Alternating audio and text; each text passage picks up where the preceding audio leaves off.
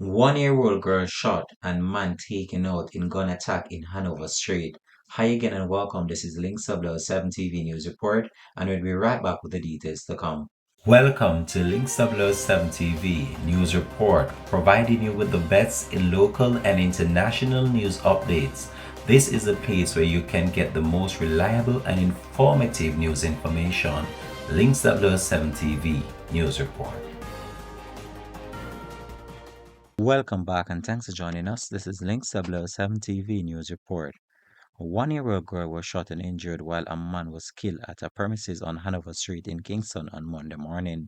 The deceased has been identified as 22-year-old Anthony Campbell, otherwise called Ansman, a laborer of Hanover Street.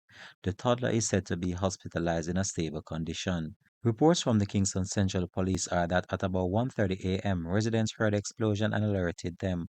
On the arrival of the lawman, Campbell was found lying on a bed inside a house with what appears to be gunshot wounds, while the baby was found suffering from a bullet wound. Both injured persons were assisted to the hospital where Campbell succumbed to his injuries while the child admitted in stable condition. This has been Links007 TV News Report. Thanks for watching.